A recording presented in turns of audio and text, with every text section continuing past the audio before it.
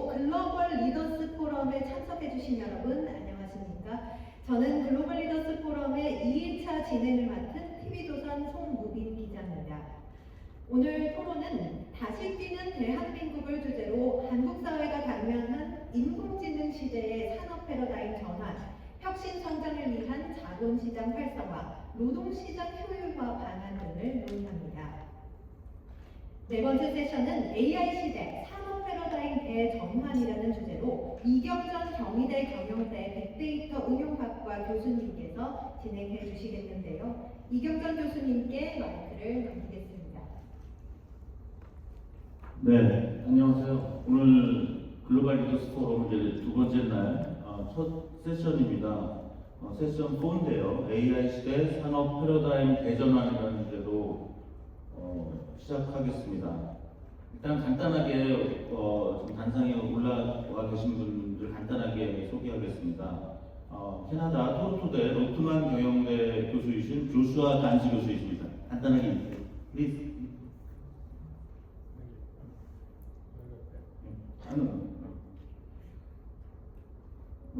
다음은 중국 최고 전문가이신 박지민 36KR 한국 대표님이십니다. 간단하게 해주세요.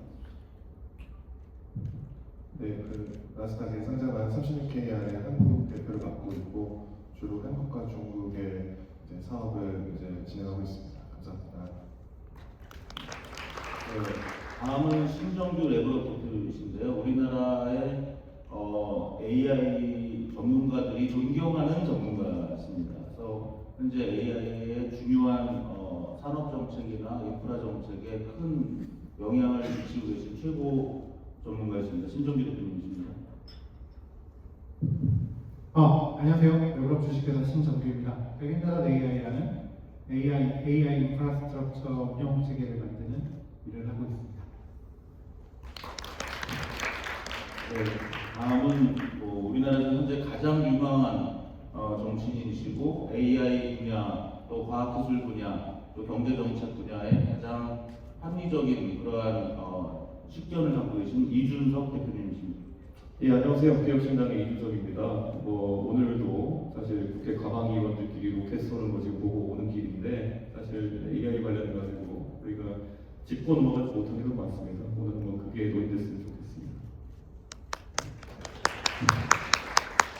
네, 다음은 주영석 서울대 공학전문대학원 교수님이신데요. 전 중소기업 성장을 역임하셨고 이제 한국의 기존 산업을 어떻게 AI로 전환할 것인가에 가장 큰 관심을 가지시고 구체적인 실천을 해오고 계신 분입니다. 주영석 교수님이십니다. 네, 반갑습니다. 오늘 아침에 저희 밤비행기 타고 베트남에서도 이 AI 관련된 엄청난 전 세계적인 포럼을 하고 있는데 거기 참석하고 오늘 새벽에 지금 도착해서 열심히 지금 달려왔습니다. 서울대학교에 특임 교수로 있는 주영석이고요. 또 한국 디지털 혁신협회 회장도 맡고 있는데 주요 관심 분야는 우리나라 산업, 특히 제조업의 AI 대전환, 디지털 대전환에 대한 전략적 방향을 주로 많이 제시하고 있습니다. 반갑습니다.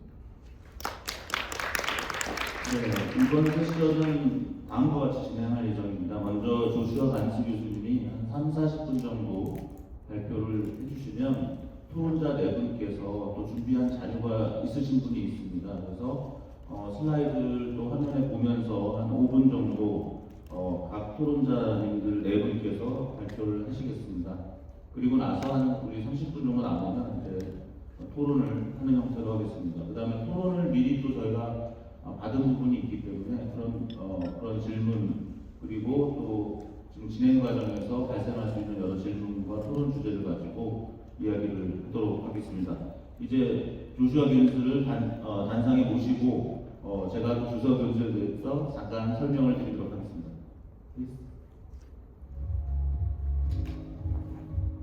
조슈아 겐지 교수님은 현재 캐나다 토론토 로트만 비즈니스 스쿨에 계시고요.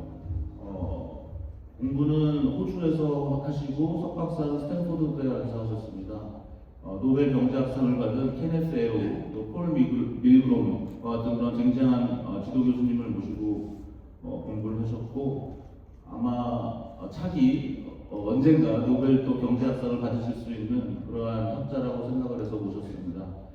AI와 비즈니스, 또 AI와 경제, AI와 산업에 관련된 아주 쟁쟁한 학자분들이 전 세계적으로 몇 분 계신데 그 중에 한 분이시고, 잘 아시다시피 지금 토론토, 또 유니버스 토론토는 현재 딥러닝의 대부인 제프리 힌튼이 근무했고, 그 다음에 뭐 일리아 수계버라든가 케버라든가 이러한 안드레아 카파티라든가 이러한 쟁쟁한 AI 전문가들을 산출했고, 또 여러 AI 벤처들이 지금 나오고 있고 그런 도시입니다. 그런 토론토에서 가장 민감하게 AI의 임팩트에 대해서 연구하셨고, 한국에도 번역된 어떤 프리딕팅 머신이라든가 파워 앤 프리딕션 같은 또 상당히 파퓰러한 책도 서술하셔가지고 한국 독자들에게도 많이 알려져 있는 그런 학자입니다. 조슈아 빈스를 박수로 환영해 주시기 바랍니다. Well, thank you very much. You'll excuse that my presentation is in English. It's the only language I barely know. The reason I think actually, hopefully maybe in a few years' time, it won't matter which language we speak. We'll be able to use AI to translate it all seamlessly. But for now, this is what we have. I'm very glad to be here in Korea. I just before I begin, I just have to say I worked for a few years on pandemic issues in Canada and wrote a few books on the pandemic as well. And what was always striking to me was how well prepared this country was to deal with the pandemic. It was basically implemented the right solution for the pandemic, which is related a bit to AI. As Professor Lee already said, we had, our view of artificial intelligence is that it is a prediction machine. That is, it is a set of statistical techniques combined with a huge amount of computational power and data to allow us to have better information available to us. And it turns out that in a pandemic, while everybody around the world was conceiving it as a health problem for COVID-19, South Korea had already worked out, due to obviously previous experiences in this, that pandemics are not a health problem, they're an information problem. What you want to be able to do is to determine ahead of time who you might be interacting with is infectious or not. That is, you want to do a huge amount of testing, you want to do very efficient contact tracing. And you can't just invent those things the month a pandemic appears. You actually have to have infrastructure available for it. And I think that is actually a good starting point to think about AI transformation. Because AI is playing, in many respects, but in a much wider set of problems, the same issues of a lack of information and resolving that lack of information to allow people to make better decisions. But that's not going to get you everything. Just understanding or even having the technical capabilities to do that is not going to be enough to get adoption in ways that will actually improve productivity. So the lesson of South Korea in the pandemic was to have already established the systems that could use the information coming in. With artificial intelligence, we have a flow of information coming in, but we do not yet have the economic institutions, business organizations, and anything else to really make use of it. And it's not that we won't have that, we just don't have that at the moment. And I think this is something that we should take to heart. So what I'm going to do is, let me start at the moment. You'll know who this person is. Jensen Huang, the CEO of Nvidia. Depending on the day of the week, the largest corporation, the most valuable corporation in the world. He, just a few weeks ago, said something that was quite important. Basically, he was talking about what is different regarding artificial intelligence, in his opinion. And his opinion was software previously had been a tool. Excel is a tool, Microsoft Word is a tool, web browsers are a tool. But, in fact, he thinks that AI is moving beyond mere tools. The difference is that he said AI is work. So he found that profound. He said AI is in fact workers that can actually use tools. One of the things I'm really excited about is the work of Perplexity using browsers to take vacations with people to go shopping, people using Cursor in their system in programming tasks. So these things that we now call agentic AI, he saw it as profoundly different from previous software. And he says, this is going to be something that can transform a lot of industries. Now, I say this at the moment, his view is, and he's obviously in a position to think about these things, that AI is work rather than AI as a tool. And the reason that that's important is that, tools, we already have tools, and we know how much people pay for tools. They pay whatever we paid for software in the previous generation. So if the economy is going to be purchasing a lot more AI, and it's going to be many orders of magnitude greater than what we were paying previously on tools, then it's going to have to be something more. So it's going to have to be work. And so the people who are doing the investment in AI infrastructure, data centers, training, inference generation, all of those things around them, in order to justify the investments that they currently have, what is holding in their terms of their beliefs is that AI is going to be work rather than AI is just a tool. Now, why is that important? I use the term belief. And the term belief connotes that this is some possibility that this could occur, but it's not 100% guaranteed. And in fact, do you know who would likely disagree strongly with Mr. Huang? It's this guy, Steve Jobs. Steve Jobs, back when he was just 20 years old, mind that here, I know we have people, very young constituents on the panel, but when Steve Jobs was 20 years old, and he had just founded Apple, crazy, he said this: when we invented the personal computer, we created a new kind of bicycle, a new man-machine partnership, a new generation of entrepreneurs. He was very motivated when he talked about bicycles, which is an odd thing to talk about when we're talking about computers, by this. This was a diagram that appeared in a study in Scientific American in 1973. And Steve Jobs read this article, and he was profoundly moved by it. What it shows is all these different things, living or not living, that are capable of transportation. And it shows the cost on the y-axis and the amount of weight the thing you're transporting on the x-axis. And you'll notice we have a lot of things like mice up the top there. We've got fruit flies that are very light, and they're actually costly to move. And then we have things we've invented, like cars and jets and planes, all down here, which actually have relatively lower costs and can move a lot of things. And we have people there as well that we move, we can transport ourselves, so we're there in the mix. And then we have right down the bottom there, the lowest cost one, man on a bicycle. That is when you took a person and put them on a bicycle. They were vastly more efficient in terms of cost than all of these other things.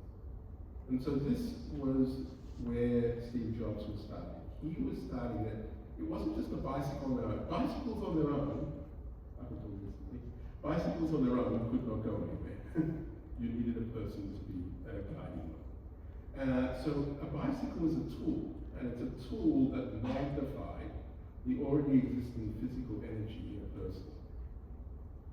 So the Apple Computer Company, their whole company, the whole philosophical base is founded on one principle, and that one principle is that there's something very special and very historically different that takes place when you have one computer and one person.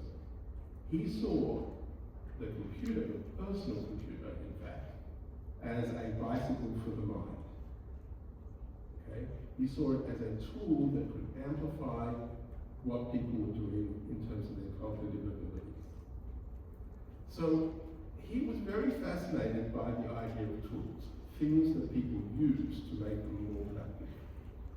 And you'll notice that that is a big distinction if you're thinking of AI as a tool that can make you more productive, which is how most of us use AI today. It's very different than that AI as work, which is something that isn't a tool that can do the entire job for you. That's a very different thing.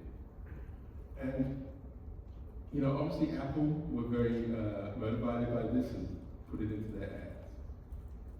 I put that as backdrop because I want to talk today, in the time I have, about 5 things that I want you to take away regarding AI that I think are important for thinking about AI at this present moment. First of all, AI investment is unprecedented. There's trillions of dollars being trying to be recruited. We never used to talk in those terms. It was only a decade ago that we wondered if we were going to have a $1 trillion company. Now we have 10 of them. It's a very different world, and people are talking about investments of huge amounts. We have situations where there are hundreds of AI unicorns, that is AIs with valuations greater than $1 billion. So there's a lot of people thinking that this is going to occur. We have forecasts of AI within a short period of time completely transforming the world. And then we have these projections and other things regarding the amount of AI workloads that are going on through to the end of the decade. And AI consumption of data, of energy products, growing exponentially as well. We also have some historical analogues to this. For instance, in the 19th century, say in the United States, you had massive investments in railways. Now, I think we all can agree that railways turned out very well. Those investments were very much paid off, but they took a while. Look how concentrated they were. Huge amount of percentage of US GDP was in railroad investment in the late 1840s or late 1840s in the United States. It was a bit later everywhere else in the world, but every country had similar booms. And those investments in rail were built ahead of the demand for them. No one had yet worked out what they were going to ship. They knew that would likely ship something. And we can compare the current moment in terms of percentage GDP. It's not at the railway level. But if you look here, it's going to exceed the amount we spent on broadband or the amount we spent on electricity at its peak. So it is a very, very high boom. And moreover, it involves risks and other things like that. That means that the expected return has to be many multiples of that investment. Someone has to pay for it. So OpenAI, for instance, will talk about the projection in their revenues. We're down here in 2025 with 13 billion, and they're assuming in a mere 5 years they'll get to $174 billion in annual revenue. A few years ago, there was no company that had ever achieved that before. And here is one of the many AI startups projecting they're going to do so. Obviously, if that works out, these investments will pay off. But it's very much depends. One thing that is definitely true is that the models we see today are not the models that are going to be released in the next 6 months to a year. But there are people who have seen those models, and those who see the models are saying they're going to perform extremely well. So the people making the investment have what is called situational awareness. Situational awareness, just to help the translator there. They know things that we don't know. Okay?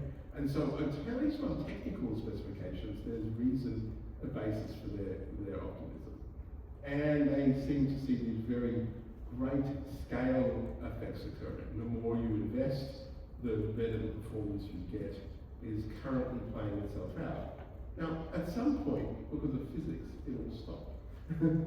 But it hasn't seemed to have stopped yet. And I can say confidently, since I prepared this talk, even in the last month, there's been great leaps going forward in the release products.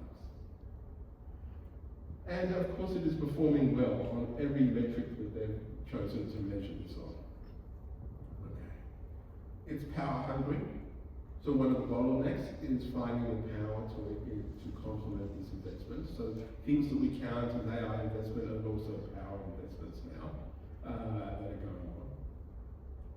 But, and this is the important thing, this assumption is predicated on an uncertain state. We like to talk in economics and elsewhere about the state space. It's predicated on AI being work. To justify the amount of revenues that these companies will earn, a starting point has to be that it's really going to be able to do a lot of jobs fully, so that you can actually vastly expand the available workforce that we have. However, if that is not correct, and AI is a tool, it can still be transformation. Computers were transformation. But it's not the same level of revenue that you'd expect. It's not the same because it will be used by people and there are only so many people around. So that's the first takeaway. The current investments are justified on the basis of a prediction about what AI is going to do. And at least from where I stand, there's a lot of evidence for AI as a tool. AI as a work is predicated on engineering assessments of current things. And that's very different from their actual application. Second, AI is normal technology. What do I mean by that? Well, there was a great article just a few months ago by some Princeton computer scientists who were basically saying, a lot of the discussion of AI is how different it is, how unprecedented it is, how it does a whole lot of different things. But they pointed out that in many respects, AI is normal. It's doing things that we expect of new technologies. This has been a theme in my own books, Prediction Machines onwards, that AI is, essentially prediction and a drop in the cost of prediction, and is therefore a normal technology. And economists really buy into this. From an economic point of view, there's 6 factors that I think characterize a normal, albeit transformational technology. First, the technology makes something that was previously scarce abundant. In this case, prediction. You can now do prediction and gather and provide information on a lot of problems far more cheaply than you ever could before. The second thing that happens with normal technology, and it was in our book Power and Prediction, is that it requires system change in order to be transformative. This was the thing I highlighted regarding South Korea's pandemic preparedness, and it's a thing that is yet to be done in AI. Number 3, it is uncertain. It has uncertain applications, and it also has uncertain downside. This is something that really is something that has to policymakers have to recognize and be on top of. There's a lot of uncertainty. We can't know for sure. So we have to think in terms of insurance as much as in anything else. 4. This technology is very familiar to economists. Back in 2018, we had a lot of very well-known economists, several Nobel Prize winners amongst them and future Nobel Prize winners, to a conference because we saw that AI was happening and we said, well, what would economists, how would they view this? And in that book, normal economic tools could apply to analyzing economics. Number 5, people have to learn to use these new technologies. New technologies don't just happen. People have to learn to use them. We have to learn to use computers. We have to learn how to use even mobile phones in order to make them more productive. We have to learn how to use the internet properly. And learning is not just at the individual level, but also in terms of the applications we choose that allow individuals to access the technology. And number 6, normal technologies that have been transformational, have large investments, are almost always associated with a large financial crash. We don't have great insight as to why that occurs. It just seems to. So I put that down as a historical pattern, and one therefore we should not rule out here.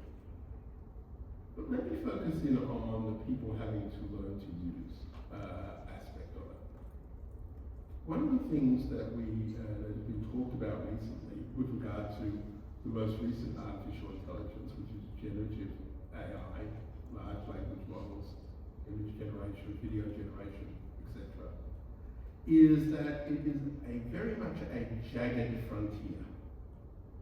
That is that it's really good at some things and really bad at other things. There's nothing wrong with that. Not everything has to be really good at everything. But the problem with AI is we don't know which is which.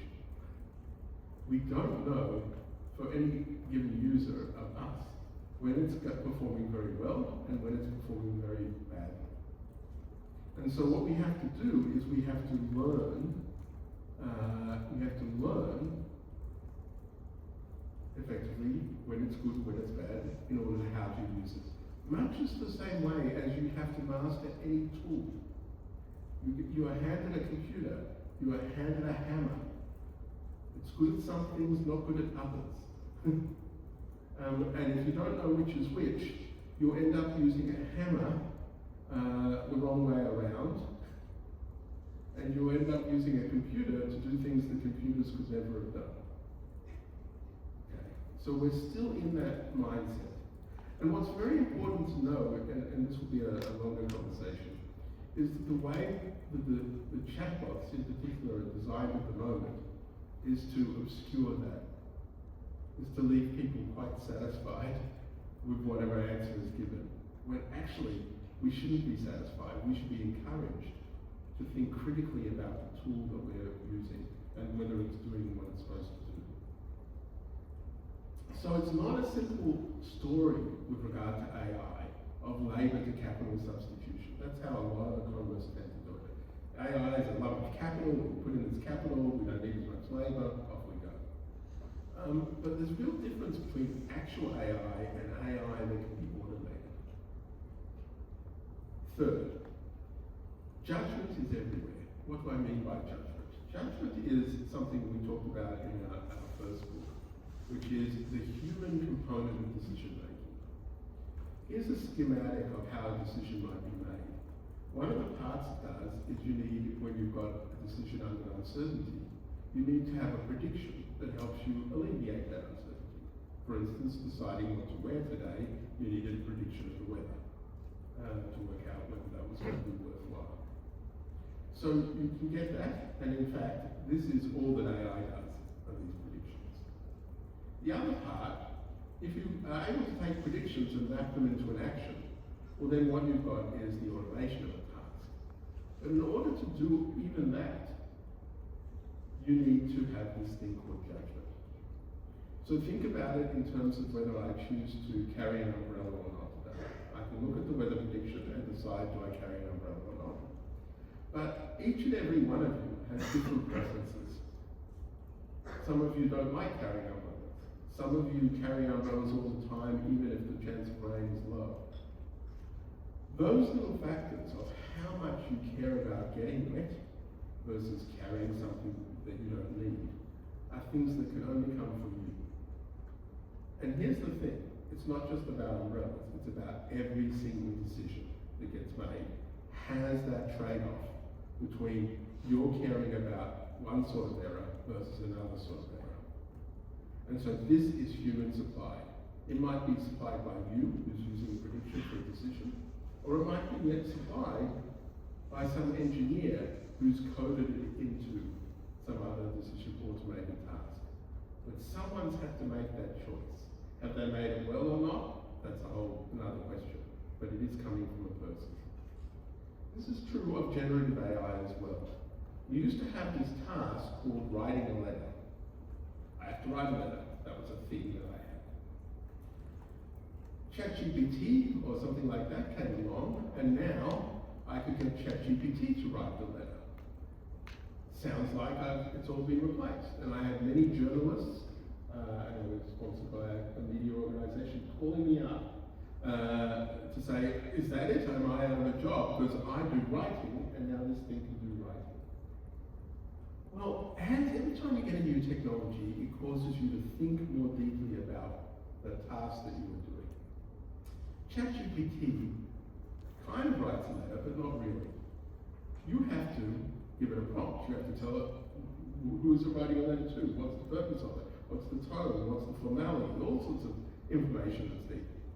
Then you put the prompt in, and ChatGPT does this thing that you used to find difficult, which is actually composing the text, etc.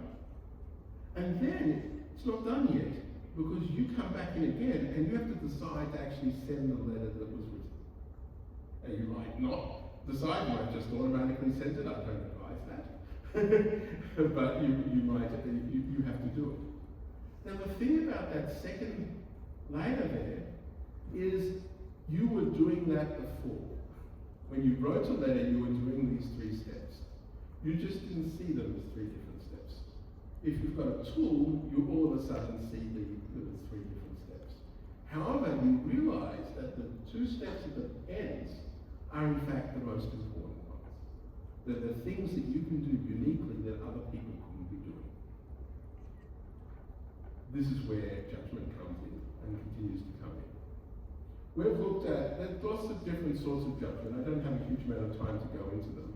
There's judgment about knowing the trade-offs, payoff judgment. There's judgment of knowing which decision to even take in the first place. That's with you. And there's judgment involved in verification.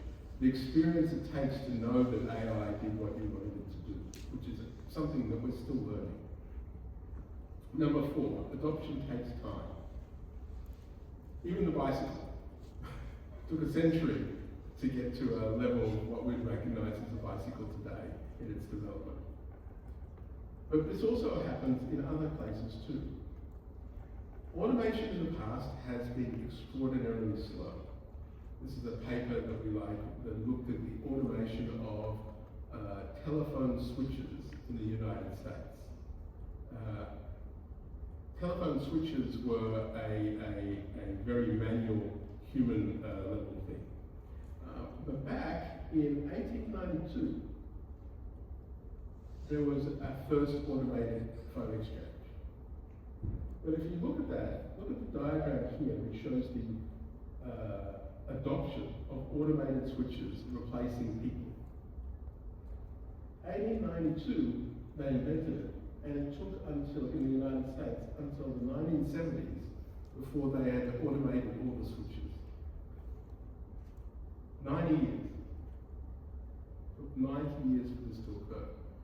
Even after they had invented the automated telephone exchange, the amount of employment in that sector grew, and in fact was the largest employment class in the United States. Mostly high school graduating women that were fulfilling those jobs. So we had a century where that grew to a huge amount of employment, and also then disappeared as well. But it didn't happen overnight, despite it being now inconceivable to us that things went any other way. Number 5, AI needs to be managed, and management requires people. In many respects, even if AI is work, it's not workers who can work out where they're supposed to be employed themselves. Someone is going to be deciding on those things. Someone has to supervise those workers to work out if the output they're producing is what we want to produce. Somebody has to be in charge of improving those workers. Because even AI will need that as well. Now, I know a lot of engineering approaches think, well, AI will be able to do all this themselves.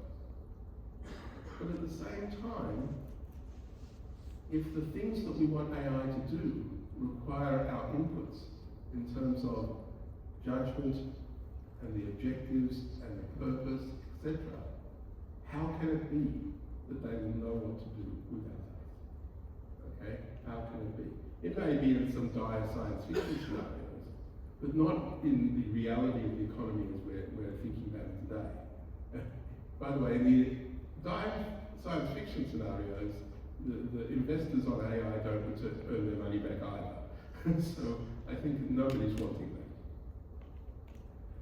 So in many respects, there's been a lot of discussion, for instance, about jobs that AI will replace. And a job, I was there in 2016, we had a conference in Toronto. Jeffrey Hinton, who was the now Nobel Prize winning pioneer in the space, basically got up and said, people should stop training radiologists now. It's just completely obvious that within 5 years, deep learning is going to do better than the radiologists. And you know what? On one hand, he was completely wrong. On the one hand, he was completely wrong. AI didn't replace radiologists. There's growing numbers of positions. There's no problem with radiologist demand. But on the other hand, radiology has been one of the areas in medicine where AI has had the most impact. Not surprising, because the ability to look at images and things like that is just the sort of prediction we thought AI would be good at. So think about it for a second. In some respects, Hinton was right. Radiology is a good application for AI. In the other aspect, he was completely wrong. Despite that, radiologists are valuable, and if anything, more valuable than before. We're now almost 10 years out from his prediction, and it looks to be completely incorrect regarding AI replacing radiologists, but increasingly correct about AI being an integral part of radiology. And we see this in other papers. Here was a recent paper, Canaries in Coal Mine, by Eric Muir, Subrat Chanda, and Rudu Chen.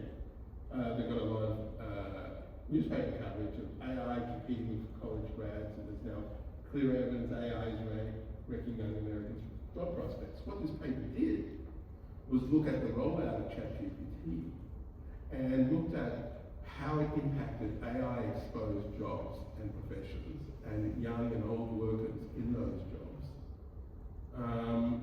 relative to others. And what it showed was this.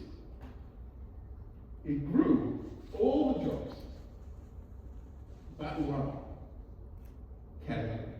AI-exposed jobs for younger, recent graduates. And so this is what the media focused on, and they didn't focus on this. But this is interesting. In AI-exposed jobs where you had experience, we had an increase in employment growth. It was the counterpoint to the decrease with young people. But what did those people who were older have? They had experience. Experience is a key input into judgment. So this story is a story of how AI is a complement to human judgment, not a substitute for it. The problem with the recent graduates is they didn't have that judgment. They also faced another issue, which is a whole lot of people deciding not to employ them as much because they were told by other people to wait and see how AI does. So it's not clear how that will play out. But this is a story of humans using AI as tools, and the people who use it most effectively are the people who know what they are wanting. The challenge we've had, of course, is that if we don't employ the younger people, how are they going to get the experience to use AI effectively? So there's still some issues that we have to resolve. And I teach in a business school, and everybody wants to teach AI skills. But here's the one thing we know: no one knows what AI skills are yet. We do not know yet, and we are just learning. And the best thing you can do in terms of AI transformation in your organization is to, one, allow people to experiment with AI. In a lot of companies that I've had associations with in North America, people, the first thing they did when ChatGPT and others came along is say, don't use it. Now, that didn't stop people from using it, because it was very useful to them. But what it did is it stopped people telling other people about it, which is the second thing. You need experimentation, and you need people within the organization to communicate with each other about when it's working and when it's not, so that you can get organizational learning going. So banning the use of it and pushing it underground is not a good strategy. It needs to have lots of experimentation and lots of discussion about how it's being used, so organizations can work out how it's useful for them. Because no one else knows. I don't know, business schools don't know, universities broadly don't know, no one knows. We have to experiment. So in conclusion, is the investment worth it? It depends on whether AI is a tool or AI is work. Outside of coding, all the evidence points that AI is a normal technology. Judgment is necessary to apply these normal technologies. Even if it turns out to be more than a tool, adoption is going to take a long time. The policy-making challenges are to learn how to use AI properly. It's going to require experimentation. That can be facilitated within organizations, but also at a policy level as well. Is there any regulations impeding experimentation? Regulatory constraints can impede them. In healthcare, especially where I come from, they are a huge constraint, yet healthcare is where surely there's the most potential for AI. AI is likely to have large costs before all the benefits are realized, and that's going to put strains on the global financial system. There will be business mistakes. Patience, it will be required in all of this. I have a book for anyone who's economically oriented coming up next month, and I also have my own AI startup too, which is available here in Korea, All Day TA, to bring AI to help professors in the classroom. Thank you.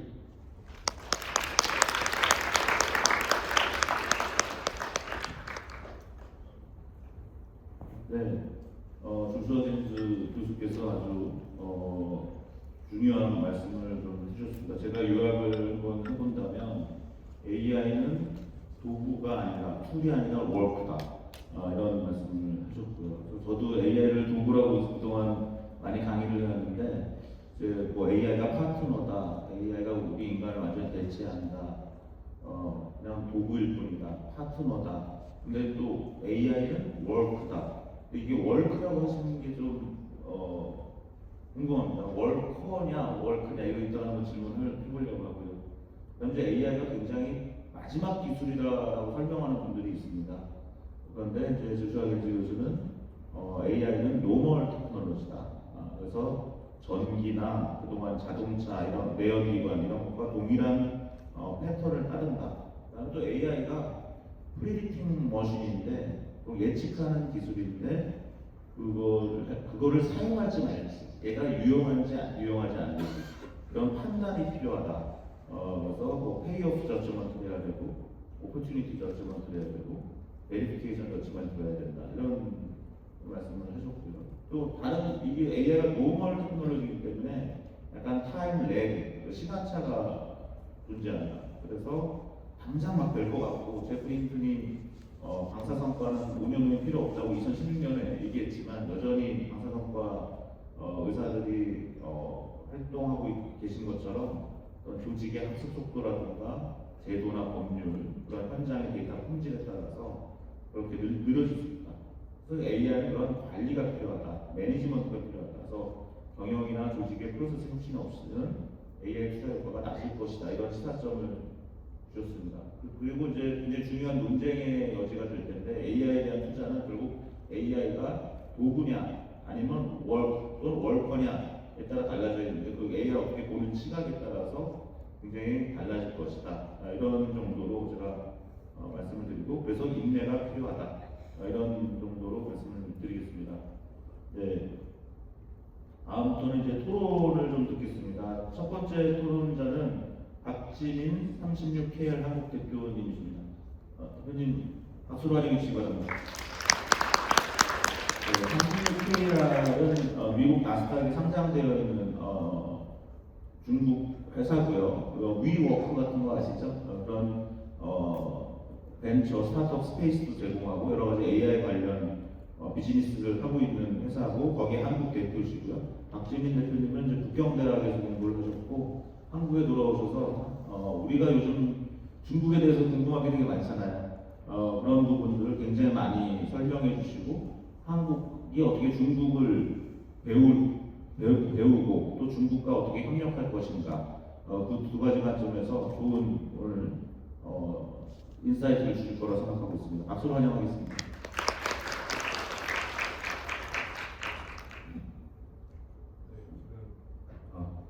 제가 시간이 한 5분 정도 있어서 타이머를 맞춰놓고 시작을 하겠습니다. 저는 한국 사람이고 아버지 덕분에 중국에 갔는데요. 아버지께서 여기 와 계신데 중국을 알아야 된다라고 이제 20년 전부터 말씀하셔서 중국 유학을 갔습니다. 그래서 36KR은 간단하게 소개해 주셔서 따로 소개는 안 하고 저에 대해서 혹시나 자료를 보고 궁금하신 게 있으시면 네이버에 박지민 치면 BTS 박지민 다음으로 나오는데 거기 연락 주시면 될 것 같습니다. 들어가기 앞서서 제가 오늘 발표할 자료는 중국 정부의 AI 플러스 정책 전략인데 여러분들께 몇 가지 한국에서는 안 되는 중국에서의 삶을 말씀드리겠습니다. 제가 수능을 본다고 했을 때 자꾸 틀리는 문제가 있으면 아이플라이테크라는 회사의 기술을 바탕으로 내가 틀리는 문제만 쏙쏙들이 다시 또 기출 변형을 줍니다. 그리고 두 번째로 제가 자꾸 아픕니다. 감기가 보이는데 그것도 수술이 필요 없습니다. 그러면 핑한 굿닥터라는 회사를 통해서 어플리케이션으로 의사와 온라인으로 문진을 할 수 있습니다. 그리고 제가 좀 감기가 걸렸는데 기침이 있습니다. 그러면은 굳이 약국에 가지 않아도 꾸알러머나 중국의 여러 가지 배달 어플을 통해서 우리 집으로 배달을 받을 수 있고요. 그리고 우리 집이 거제도처럼 산간 도서 지역이라고 하면은 굳이 도시 육지로 나가지 않아도 드론으로 배송을 해주고 있습니다. 그 회사는 SF 익스프레스고요.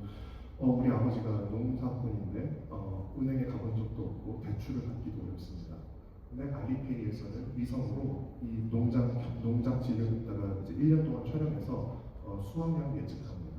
그를 바탕으로 이 사람이 얼마나 벌 건지를 보고 어떤 거를 제대하는지를 보고 대출해 줍니다. 그게 알리페이에서 지금 하고 있는 거고요. 그리고 바이드나 디디 주식에서는 중국의 신천이라든가 여러 가지 우한 같은 지역에서 자율주행 택시가 돌아다니고 있고 사람이 없습니다.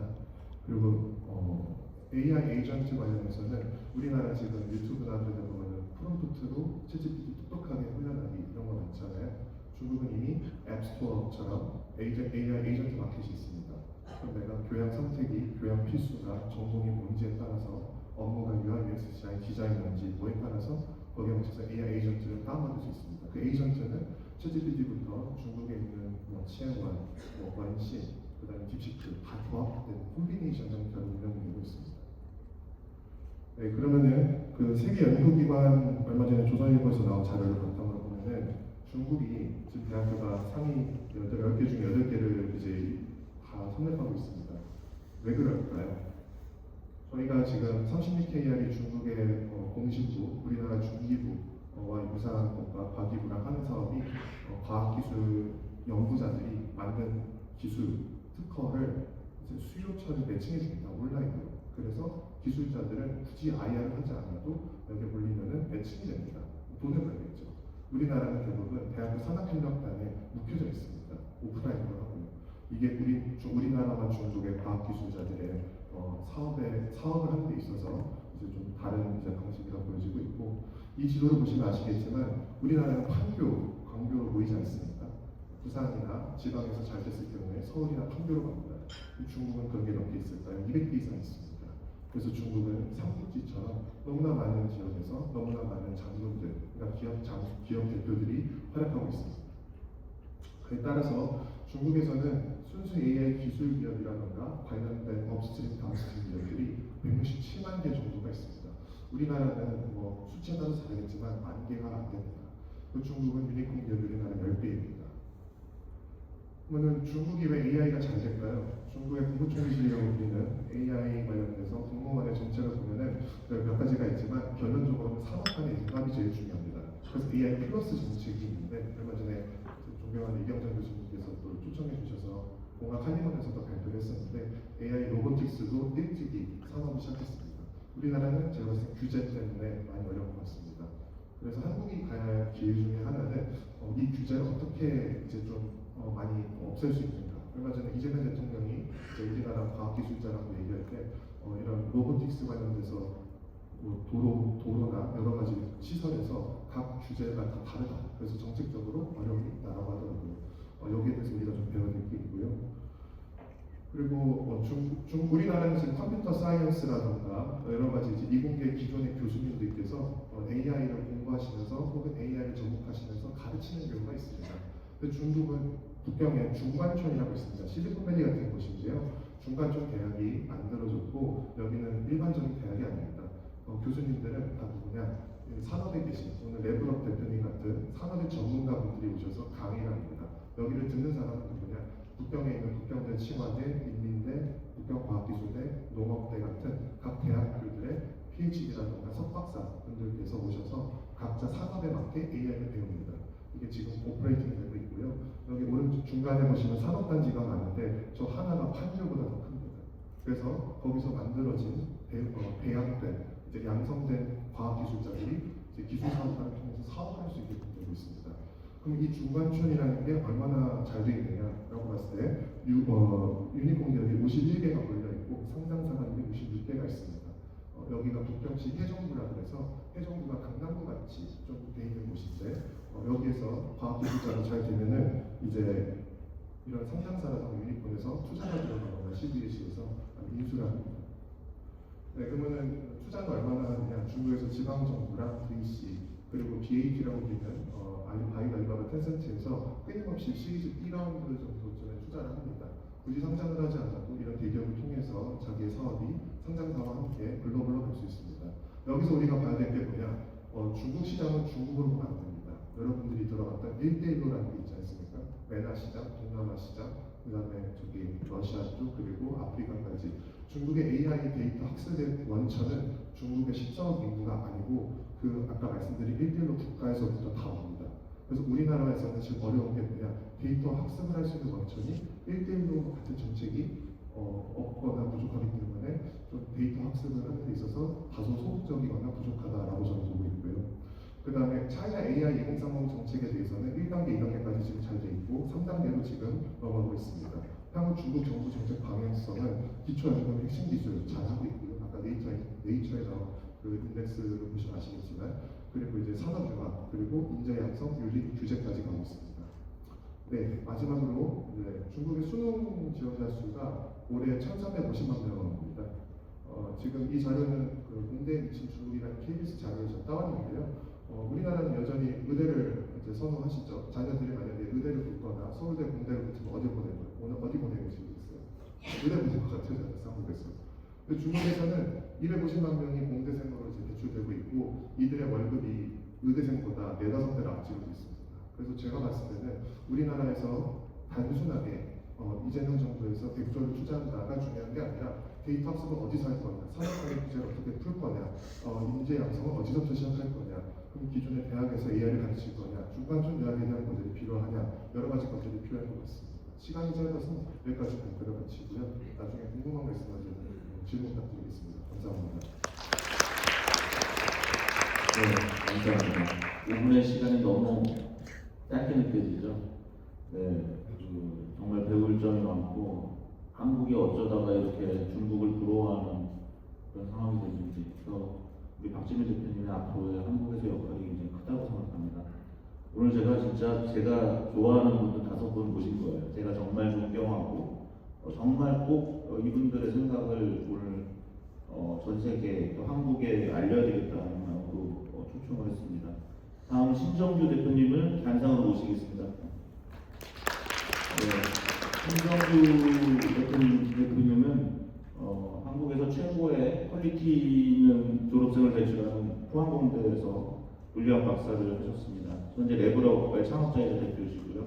아까 말씀드린 대로 한국의 AI 전문가들이 존경하는 AI 전문가다, 이렇게 그렇게 말씀드리면 제일 쉬울 것 같습니다. 그래서 신정규 대표님의 소중한 그런 정보와 식견, 그다음에 방향을 좀 들어보는 시간으로 가지겠습니다. 안녕하세요. 레버업 주식회사의 신정규입니다. 여기 오신 여러분들처럼 저도 배우러 왔고요. 그런데 이제 어떤 아젠다, 질문거리가 있는지 준비해보라고 해서 되게 짧게 준비를 했습니다. 오늘 제가 여러분께 설명드리고 싶은 건 바틀렉입니다. 명목이죠. 우리가 보통 AI라고 하는 것들이 요새 굉장히 큰 관심을 불러일으키고 있는데요. 사람이 기술을 개발하는 이유는 사실 길러지기 위해서입니다. 2000년 전, 4000년 전부터 계속 기술을 개발을 해왔고, 그 목적은 그냥 내일을 좀 줄이기 위한 거죠. 그걸 넘어서서 이제 인간이 못하는 일을 하게 되는데, 최근 50년 전까지는 그 모든 것들은 우리의 육체 노동을 대체하기 위한 수단으로 개발이 되어 왔고요. 컴퓨터의 등장과 함께 이제 정신 노동을 조금씩 대체하고 있다가 AI가 오게 되면서 AI는 뭔가 창작 활동을 대신할 수 있겠다라는 첫 번째 가능성을 보여줬기 때문에 모두가 주목을 하고 있죠. 그렇게 되면 이제 사람은 더 잘 놀 수 있으니까요.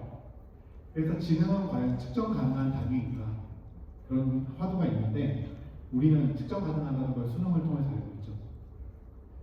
그래서 만약 우리가 어떤 지능을 측정 가능한 단위로 치환할 수 있다면 그것은 아마도 전산에 의해서 만들어지는 결국엔 전력 단위처럼 어떤 단위가 될 것이고, 그렇게 되게 되면은 우리는 우리의 창작 활동을 대량 가능한 단위로 치환을 해서 그것을 원하는 만큼 소싱을 하거나 우리가 지금까지 본 적도 없는 규모의 어떤 일들을 할 수 있게 되겠죠. 그래서 우리가 뭔가 측정할 수 있는 걸로 만들게 되면 그 다음엔 스케일업을 할 수 있습니다. 그게 우리가 지금 AI에서 보는 하나의 기회인데요. 이제 기존의 물리 활동이 아니라 창작 활동을 대체할 수 있게 되는 새로운 기술이고, 근데 이게 만약 측정 가능하고 스케일 가능하게 되면 지금까지 우리가 볼 수 없었던 일을 하게 될 거예요.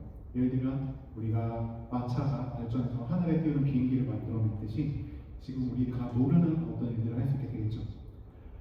그 과정에서 우리는 지금 생성형 AI와 LLM 이야기를 많이 하고 있습니다. 하지만 이게 어느 정도의 스케일인지는 사실 시감하기가 어려운데요. 왼쪽에 있는 그림이 올해 5월에 구글 I/O에서 구글 대표님이 발표를 했던 거죠. 정확히 작년 4월부터 올해 4월까지 토큰이라고 부르는, 간단하게는 생성하는 그 결과물이라고 보시면 돼요.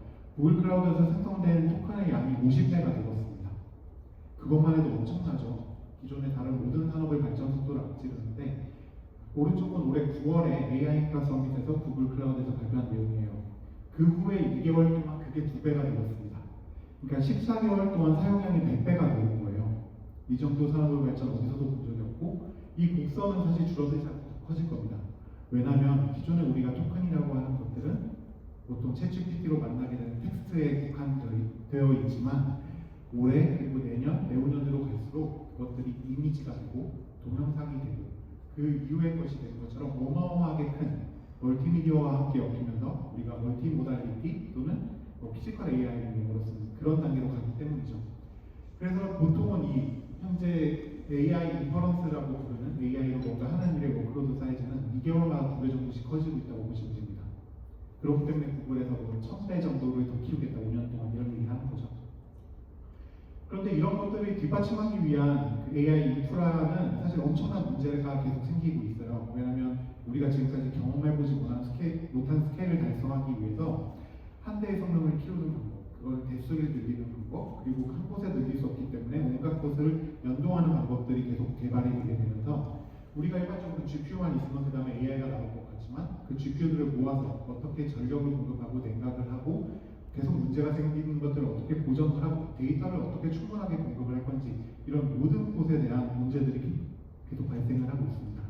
이런 문제들은 사실 시간에 따라서 계속 움직이고 있어요. 2020년 전에는 GPU의 대수 자체가 문제였고요. GPU가 충분히 늘어나고 나니까 그 GPU들에게 충분히 데이터를 공급하는 게 문제가 되었죠. 스토리지 속도가 그만큼 빠르지 않았거든요. 그 다음에는 그 스토리지와 그 GPU 사이의 네트워크가 큰 문제가 됐었고, 그 다음에 GPU끼리의 네트워크 속도가 문제가 됐었습니다. 그래서 규모를 달성하고 나니까 그 다음에는 이 에너지 자체, 그 팜을 유지하는 에너지 자체가 문제가 됐었죠. 이런 우리가 스케일업을 할 때 어떤 시스템의 스케일은 사실 그 스케일을 하는 시스템에서 가장 느린 부분에 천착하게 됩니다. 그러니까 여기서 우리가 어떤 계속 크기를 늘려나갈 때는 결국 제일 느린 애가 문제가 돼요. 지금 우리는 이 에너지가 부족한 상황에 와 있고요. 당연히 내년, 내후년에 새로운 바틀렉이 나오고 그 바틀렉을 해결하기 위해서 모든 기술과 자본이 집약이 되게 되겠죠. 다음에 뭐가 올지 생각을 해보면 이제 되게 뚜렷하게 올 수 있는 건 땅이죠. AI 플랫폼을 짓기 위한 땅이 부족하게 되고 그 땅에 필요한 물이 부족하게 되고요. 하드웨어적으로는 램이나 아니면 스토리지의 용량 자체가 굉장히 부족해지고 있고 이건 최근에 굉장히 심각해지고 있죠. 그리고 우리는 보통 레어메탈, 히토리만 얘기를 하지만 좀 지나면은 구리선 자체가 부족해지게 될 겁니다.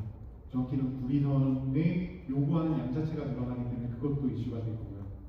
우리가 지금 코닝이라는 회사를 스마트폰의 뭐 유리라거나 이런 유리 만드는 회사로 생각을 하지만 지금 코닝은 광케이블을 만드는 회사로 트랜스폼을 하고 있는 중이고 우리가 엔진오일을 만들고 있는 수많은 회사들 있죠. 그런 엔진오일을 만드는 회사들도 그 냉매를 만드는 회사들로 계속 전환이 되고 있어요.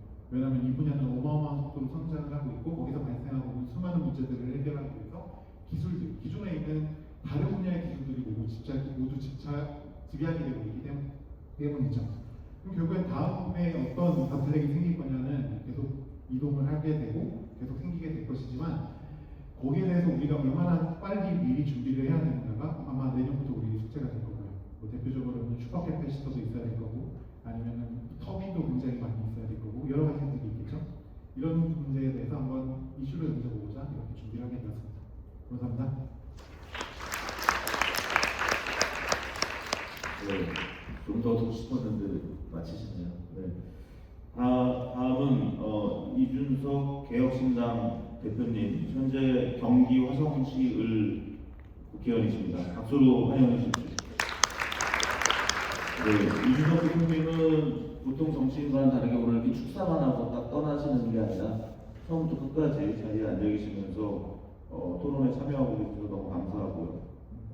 서울과학고를 나오셨고 카이스트 수리과학과에 다니시다가 하버드 아마 어드미션이 온 것 같아요. 그래서 하버드 대학교로 가셔서 컴퓨터 사이언스와 경제학을 복수 전공하셨습니다. 그래서 오늘 세션에 그 분야가 맞다고 생각해서 초청을 드렸고 또 지금도 페이스북 보면 계속 코딩하는 모습을 보여주고 계세요. 그래서 우리 AI가 중요한 시대에 한국을 이끌 중요한 지도자다 생각해서 초청을 드렸습니다. 윤석 대표님을 박수로 환영해 주시기 바랍니다. AI가 들어오게 되면서 사실 저는 정치를 더 열심히 하겠다는 생각이 됐습니다. 저는 방금 소개하신 것처럼 원래 프로그래머로 살던 사람인데 정치에 들어와서 사실 나름 정치인 중에 제가 프로그래밍을 한다 생각하고 언젠가는 정치에서 역할이 끝나면은 다시 코더의 삶으로 돌아가가지고 먹고 살 수 있겠지라는 자존심 때문에 자신감 때문에 좀 용기 있게 정치했습니다. 네, 대통령이 뭐라고 해도 대들고 그렇게 정치했는데 요즘은 원래 있던 영역으로 돌아가가지고 제가 먹고 살 수 있다는 확신이 사라졌기 때문에 정치를 좀 더 열심히 해보려고 지금 하고 있습니다. 그런데 요즘 제가 정치에서 아마 그 정책 결정자의 역할을 어느 정도 하고 있습니다. 제가 국회 과방위에서 AI를 다루고 있다 보니까 많은 내용을 접하죠. 근데 아주 솔직하게 말씀드리면은 위력이 과장돼 있다는 느낌도 많이 느낍니다. 제가 2000년도 초에 대학에 가면서 저희 부모님한테 대학 좋은 데 가니 컴퓨터 사주세요 했을 때 저희 부모님이 사줬던 좋은 컴퓨터가 그 당시에 AMD의 CPU를 사용하는 컴퓨터였는데 그때 반도체 회로의 선폭이라고 해서 그게 180 나노미터였습니다. 최신 CPU가. 근데 요즘 이제 TSMC에서 2 나노미터 CPU 반도체를 만든다고 하죠. 100배 정도 차이 나는 겁니다. 그런데 반도체는 칩 밀도가 면적으로 계산되기 때문에 10,000배 정도 더 많은 트랜지스터가 들어가 있는 겁니다. 성능은 그 정도 올라간 것이고 전력 설명량도 그에 맞게 줄어든 것이겠죠. 그런데 지금 우리는 AI에 대해 가지고 데이터 센터를 이야기할 때는 항상 전력 이야기 같은 것을 많이 하죠. 전력이 부족할 것이다. 근데 저는 그렇게 와닿지 않았습니다. 왜냐하면 지금 이 AI라는 것도 그 과장된 위협이 아닐까. 전력에 대해서나 이런 것도. 아니 대한민국에 다른 사람이 다 전력 문제가 생길 것이다 뭐 이런 얘기는 이준석이 네가 뭐라고 이렇게 얘기하냐. 아직 우리 생각해 보시면요, 수많은 컨설팅 회사들과 수많은 전문가라고 하는 사람들이 90년대, 80년대 이럴 때 보면은 석유는 고갈될 것이다 라는 얘기를 항상 해왔습니다. 근데 석유는 절대 고갈되지가 않았죠. 나중에 가가지고 여러 가지 수압 파쇄법이나 이런 것들이 나오면서 채굴할 수 있는 양도 늘어났고 애초에 석유는 부족한 적이 없었다는 것이 드러나고 있는 것이죠. 저는 AI에 있어서도 제가 컴퓨터 공학도로서 봤을 때 지금은 자본이 무한정 투입되는 그리고 정당화되는 상황이기 때문에 이 판이 굴러가는 것처럼 보이는 것이지만은 좀 있으면 정말 천재적인 방법들이 등장해가지고 이거 실제 소프트웨어적으로 풀어나갈 것들이 꽤 있습니다. 단적으로 이렇게 말씀드릴게요. 우리가 지금 현재 AI 툴들이 또는 LLM이 우리가 뭐든 넣으면은 답변을 주죠. 때로는 굉장히 멍청하게 동작하고 있습니다. 왜냐하면 우리가 예를 들어 이미지를 생성해달라고 할 때 똑같은 프롬프트를 2번 넣으면은 이 짓을 2번 해가지고 완전히 다른 그림을 줍니다. 이게 뭐냐면 내부적으로 지금 사실 캐싱이라든지 이런 알고리즘 같은 것들이 완벽하게 동작하지 않다는 얘기거든요. 제가 대학교에서 그 수업을 들으면서 CPU를 설계하는 수업을 했습니다. 근데 저희 교수님이 저희가 이제 CPU를 만들게 되면은 덧셈 뺄셈에서 제가 구현을 다 합니다. 반도체를. 근데 어느 순간 교수님이 너희는 참 멍청하게 CPU를 구현했다. 1 더하기를 누가 이렇게 뭐 어렵게 하냐. 1 더하기를 가장 쉽게 구현하는 방법이 뭘까요? 그냥 2라고 정해놓는 겁니다. 답을. 1 더하기를 물어보면 무조건 2라고 답하도록 정해놓는 겁니다. 사람이 그래서 구단을 외우는 거 아니겠습니까? 무조건 그냥 3, 3은 굳이 그걸 어떻게 계산하는지 우리가 깊게 고민하지 않는 것처럼. 근데 AI 모델들도 지금 이런 것들에 대한 고민을 하는 것보다는 그냥 가가지고 투자자들은 돈 끌고 가지고 GPU 더 때려박고 이렇게 하는 게 좋겠지 라는 생각들을 하고 있는 거죠. 최근에 한국에는 젠슨 황이 와가지고 엔비디아 GPU를 주느니 마느니 이런 얘기를 하고 지나갔죠. 근데 구글은 거기를 뛰어넘어가지고 우리는 TPU라는 형식으로 특화 반도체를 만들어가지고 이걸 해결하겠다 이렇게 얘기했고 실제로 그렇게 되어가고 있습니다. 최근에 발표된 구글의 모델 같은 경우에는 아마 엔비디아 GPU를 사용한 모델들보다 10배 이상의 100배 이상의 전력 효율성을 이제 보여주는 상황이 됐거든요. 저는 이런 것들이 앞으로 우리 AI 산업에 있어가지고 굉장히 큰 변화점이 될 것이다 이렇게 생각하고요. 어쩌면 우리가 지금 승부처라고 생각하는 것들이 전혀 승부처가 아닐 수도 있습니다. AI 모델들의 성능은 상향 평준화될 것이고 가격은 하향 평준화될 것이 거의 자명해 보이기 때문이거든요. 그렇기 때문에 저는 앞으로 이 AI가 도구냐 아니면 이거 실제 에이전트냐 아니면 여러 가지 부분에 대해 가지고 우리가 논쟁할 수 있겠지만은 사실 지나고 보면은 사실 이 AI 모델 그리고 LLM 이런 것들은 정말 아까 자전거의 비유가 되었지만요. 그냥 우리 삶에서 당연히 존재했던 것 같은 그냥 하나의 도구로 전락할 가능성도 있다. 저는 그렇게 생각하고 있습니다. 그래서 앞으로 저는 대한민국에서 방금 아까 강 교수님이 말씀하신 것처럼 이 AI 모델이나 이런 것들 성능이나 아니면은 뭐 전력 비용이라든지 이런 것들이 정책 과정에서 너무 대두되지 않았으면 좋겠다. 오히려 이걸 활용하는 과정에서의 선택들, 아까 교수님이 얘기했던 선택들이나 아니면 소위 말하는 디시전 메이킹이라고 하는 것들을 어떻게 할 것인지에 더 집중했으면 좋겠다. 그런 생각을 하고 있고요. 저는 앞으로 그 국회에서도 그렇지만은 일자리 문제 이런 것들은 우리가 사실 적극적으로 대처해야 될 거다. 저는 그런 생각을 하고 있습니다. 왜냐하면은 이 생산성이라는 것, 예. 저 개인도 제가 프로그래머로서 20년 동안 살아오던 것과 클로드 코드라는 이 도구가 생긴 뒤에 제 소프트웨어 개발자로서의 생산성이라는 것은 거의 한 1000배 차이 나는 것 같습니다. 그런데 이 생산성의 대폭발 속에서 우리가 무엇을 할 수 있냐, 사실 그걸 찾는 게 되게 힘든 과정일 것이고, 저는 그 과정에서 논의가 좀 유익해지기를 기대하겠습니다. 오늘 많이 또 배우고 오겠습니다. 감사합니다. 네, 더 하실 말씀이 많으실 텐데 짧게 끝내주셔서 감사하고 굉장히 또 중요한 반론과 인사이트를 주셨습니다. 감사합니다. 네, 다음은 우리 주영석 전 중기청장님을 소개해 올리겠습니다. 네, 박수로 환영해 주시기 바랍니다. 주영석 교수님은 이제 고려대 석좌교수로 계시다가 지금 서울대 교수로 계신데요. 중소기업 성장을 하시면서 오늘은 이제 중소기업 벤처부로 부처로 승격하는데 큰 공을 세우신 것으로 저는 알고 있습니다. 그리고 공무원이시기보다는 30년 넘게 민간 기업, 대우, 제네럴 일렉트릭, 그다음에 기아차, 현대 오토넷 대표이사 사장을 역임하셨습니다. 주영석 교수님을 박수로 환영해 주시기 바랍니다. 네, 감사합니다.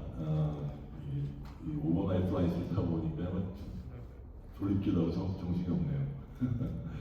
오늘 뭐 사실 사전에 제가 이 공항에서 바로 온 바람에 사전에 이렇게 패널리스트 분들하고 이렇게 조율하고 할 시간도 없었고 했는데 오늘 벤처로 말씀하려고 하는 제가 또 마지막에 말씀드리게 되는 내용이 좀 상당히 유사한 맥락이 좀 비슷한 방향으로 말씀드리게 돼서 다행입니다. 오늘 이 AI가 요새 우리나라 전체에 화두인데 제가 보기에 굉장히 잘하는 면도 있고요. 또 굉장히 이 방향성을 잃어버리고 있는 면도 많이 있습니다. 그래서 오늘 우리가 하나 지금 고민할 거는 우리나라의 AI 대전 전략이 좀 더 기술 중심이 아니라 목적 중심으로 결국은 이건 무엇을 위한 AI인가, 기술을 위한 AI가 아니라 AI 기술을 위한 AI가 아니라 AI를 어디다 쓸 건가 하는 목적 중심의 AI 대전 전략을 해야 된다. 그게 한국이 주도해야 된다 하는 그런 의미로 말씀을 드릴 거고요. 그리고 이걸 하려면 그냥 한국적인 환경에서만 얘기해서는 안 되고 전 세계가 지금 어떤 상황이 있고 어떤 방향으로 가고 있나 하는 소위 요즘에 얘기하는 대전환 시대의 패러다임 혁명이 어떤 방향으로 가고 있는가 하는 것을 같이 보면 AI는 어디로 가야 되는가가 이제 자명해질 것 같습니다. 우선 오늘 시간이 없기 때문에 짧게 그냥 요점을 말씀드릴 텐데요. 지금 3대 대전환이 진행되고 있죠. 디지털 대전환, 그린 대전환, 그리고 문명 대전환.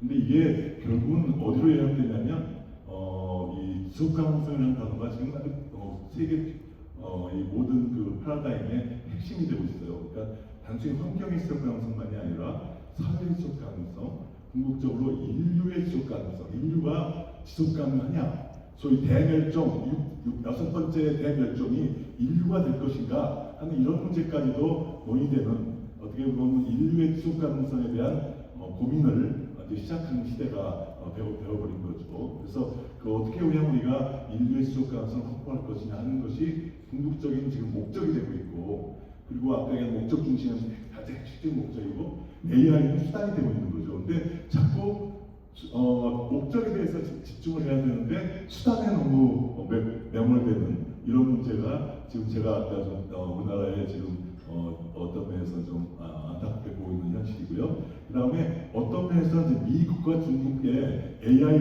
패권 전쟁이 어떻게 보면 잘못 가고 있다. 이 두 나라가 인류의 미래 목적 중심에 대한 걸 보고 목적을 우리가 지배해야 되는데 역시 AI 기술자들이 기술에 몰입돼서 지금 경쟁하고 있는 게 아닌가 하는 것들이 결국 잘못 가면 진짜 그것이 인류를 멸망시킬 수 있는 방향으로 갈 수 있다는 그런 거죠. 그래서 결국 핵심이 인류의 지속 가능성인데 그게 지금 뭐 CES라든가 하노버 산업박람회라든가 모든 기술의 미래 방향을 얘기하는 것이 다 일치한 방향으로 전부 다 디지털화를 수단으로 해서 AI 대전을 수단으로 해서 환경의 지속 가능성, 사회의 지속 가능성, 인류의 지속 가능성 실현하자 하는 방향으로 움직이고 있어요. 그래서 지금 구체적으로 CES에서는 아주 지속 가능성의 하나의 그 방향을 휴먼 시큐리티 for all, 그러니까 모두를 위한 한국 미디어에서 인간 안보라고 번역하니까 무슨 말인지 잘 모르시는데요. 어떻게 보면 그래서 영어를 일부러 영어로 썼는데 모두를 위한 인류의 안보죠. 인류의 안전 이런 건데 지금 8가지 분야에서 위험에 처해 있다고 보이거든요. 하나는 환경, 두 번째 왼쪽부터 보시면 식량의 위기 문제, 그 다음에 또 코로나 같은 이 건강 이 보건 문제, 또 퍼스널 세이프티 개인의 안전 문제, 또 모빌리티에 대한 문제, 저 오늘 비행기 타고 오면서 오늘 태풍이 막 지나가니까 비행기가 확 떨어가지고 이게 옛날에 저는 뭐 수백만 마일을 타고 전 세계를 다녔기 때문에 기업인이었기 때문에 요즘처럼 기류가 불안정한 때는 과거는 없었어요. 그래서 그런 하나의 그것도 다 보면 이게 기후 위기와 관련되고 또 이 모빌리티도 이제 여러 가지로 영향을 받게 되는 거고요. 또 공동체의 안전 문제, 정치적 자유, 그다음에 이 경제 불안이 상시화되고 있고 AI 같은 기술이 인류의 축복이 되느냐, 재앙이 되느냐 하는 문제는 우리가 잘 선택해서 축복이 되게 해야 되겠죠. 그리고 이제 아까 나왔던 가운데 자원에 대한 문제, 아까 버틀렉 얘기를 많이 하셨는데 생태계 위기, 자원 위기, 뭐 인구 위기, 뭐 사회 양극화 위기 이런 문제들이 전부 다가 지금 인류의 지속 가능성을 위협하고 있는데 이거를 어떻게 우리가 다시 되돌릴 거냐, 올바른 걸 갈 거냐 하는 것. 그래서 지금 전 세계 지금 기술력 시대 패러다임이 완전히 바뀌고 있는데 최근 2, 3년 사이에 과거에는 기술 중심의 기술 혁신, 기술을 위한 기술 개념으로 갔었는데 그러다 보니까 과학 기술자가 주역이 되는 하나의 그런 개념이었는데 요즘은 이 관점, 시대 정신이 이렇게 전환되면서 환경의 지속 가능성, 사회 지속 가능성, 결국은 인류 지속 가능성이 부상하기 때문에 목적 중심으로 기술 혁신이 완전히 바뀌고 있어요. 그러다 보니까 굉장히 다학제적으로 과학기술자만이 아니라 인문학자, 무슨 인류학자, 사회학자 모든 사람들이 과학기술자와 함께 인류의 미래 방향을 만들어가는 방향으로 지금 바뀌고 있습니다. 그래서 우리가 AI 전략도 그냥 과학기술 혼자 살 문제가 아니고 무슨 AI 전문가한테 맡겨서 할 문제도 아니고 이거는 이 AI 전략도 길 중심에서 바로 목적 중심으로 전 전문가들이 다 함께 우리 인류의 미래를 어떻게 만들어갈 거나 하는 것에 대한 대한민국의 리더십이 굉장히 중요한 데입니다. 어떤 면에서는 미국과 중국이 지금 중심으로 AI 전략을 만들어가고 있기 때문에 한국한테 엄청난 기회가 오고 있는 거죠. 그래서 사실은 제가 베트남의 그 세계 경제 포럼에서 어저께 기조연설을 했는데 거기서 요점이 우리 꼭 미국하고 중국하고 기대할 게 아니라 한국이나 베트남이나 이런 모든 다른 제3세계들도 이 세계의 올바른 방향으로 주도할 수 있다. 이런 거 한번 같이 합시다. 그랬더니 너무나 그 반응들이 좋아서 솔직히 좀 기분이 좋았습니다.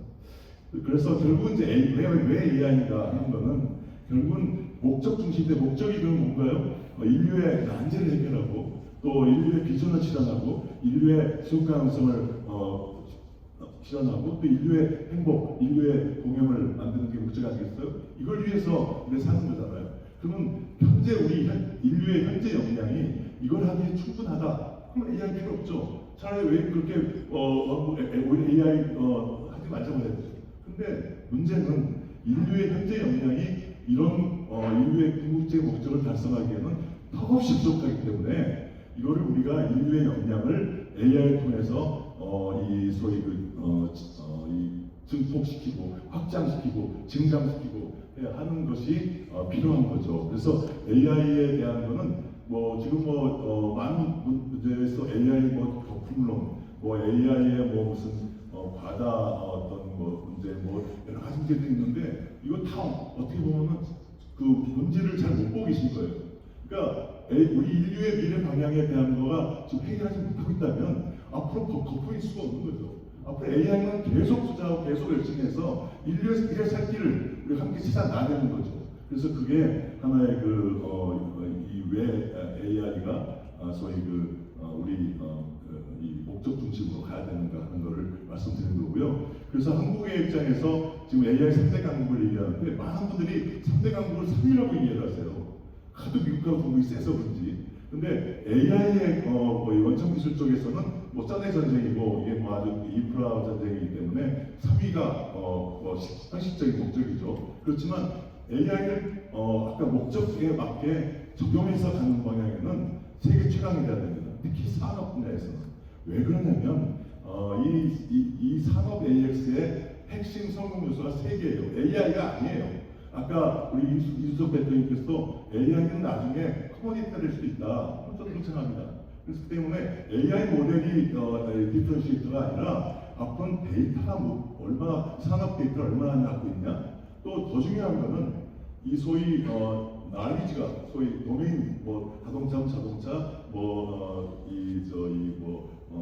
화학산 산업별 이 도메인 날리지가 도메인 노하우를 누가 많이 갖고 있느냐 하는 거에 달려 있어. 이거 오늘 시간이 없어서 왜 도메인 노하우가 중요하냐는 걸 설명드리기가 좀 어려운데 지금 현재 어디서 보면 우리가 미국하고 비교하면 마무리 부탁드립니다. 네, AI는 분명히 우리가 뒤지지만 데이터 도메인 날리지 우리가 앞서 있죠. 중국하고 비교하면 중국은 AI 데이터 다 잘하지만 도메인 날리지가 축적된 도메인 날리지가 우리보다 더 길어져 있기 때문에 그런 면에서 한국이 최강이 될 가능성이 있다고 봅니다.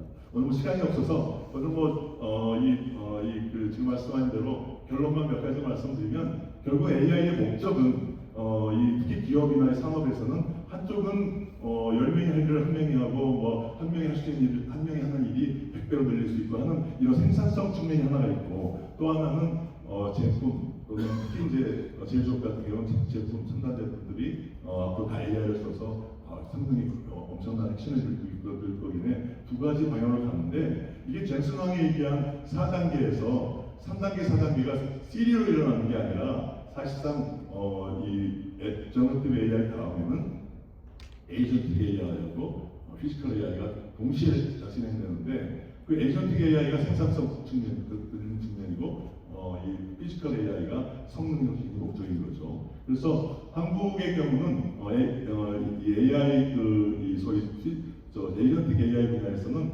호리존털 AI 소위 얘기하는 만물 박사는 이미 게임 끝났고요. 그리고 이제 이 분야별 특화된 산업별로 특화된 분야에서 예를 들면 자동차 박사가 필요한 거지 만물 박사는 우리가 필요 없는 거죠. 그래서 그런 면에서 이 버티컬 AI 쪽에서 세계 최강이 돼야 되고 이게 이제 데이터와 노하우가 중요한 분야고 그 다음에 산업 AX의 이 제품 엔진 분야는 크게 보면 두 가지. 하나는 우리가 하고 있는 자율주행차 드론만이 아니라 1분에 너무 많이 쓰셨어요. 1분에 끝내기.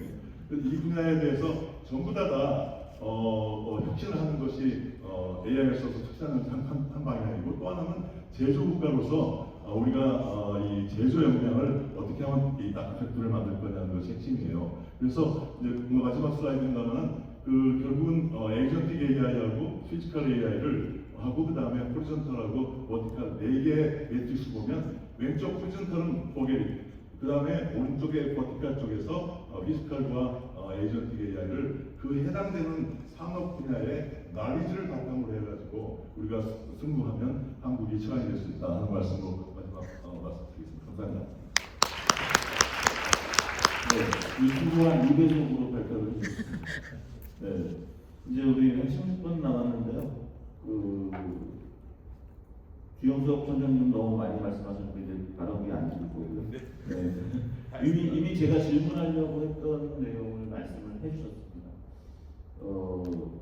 제가 이제 남은 시간 별로 없어서 먼저 일단 조슈아 겐스 교수에게 패널 토론자들이 하신 내용에 대해서 혹시 느낀 점 있으시면 본인 오늘 발표와 결합해서 좀 의견을 주십사 이렇게 일단 말씀을 드릴 거고요. 그 이후에는 지금 세 분 패널님들께 두 가지 질문을 드리려고 합니다. 5년 앞으로 한 5년 후에 내가 내 눈에는 내 머리에 뭐가 보인다. 5년 후에 세상이 어떻게 바뀔 것처럼 보이기 때문에 지금 개인과 민간 기업과 정부가 어떤 준비를 해야 될지 나만의 어떤 생각을 독창적으로 말씀해 주시길 바라고요. 그 생각하는 시간에 우리 조수아 벤스 교수님께 좀 패널 토론자분들의 발표를 들어주신 다음에 생각하신 어떤 내용들이 있으면 부탁드리겠습니다. So I feel privileged to be on the stage with some very, very accomplished people.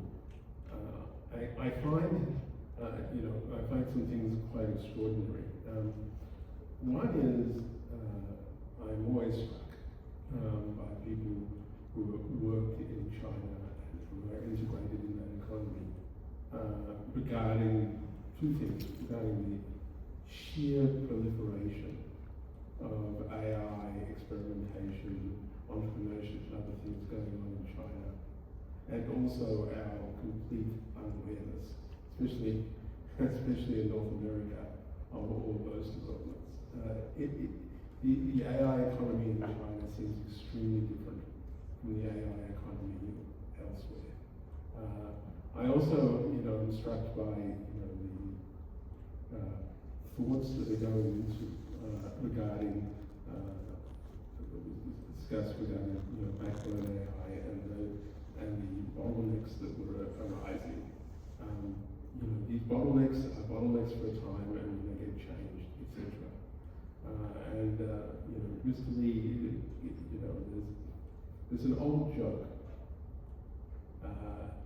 that the reason you study economics is so that you won't be fooled by economists.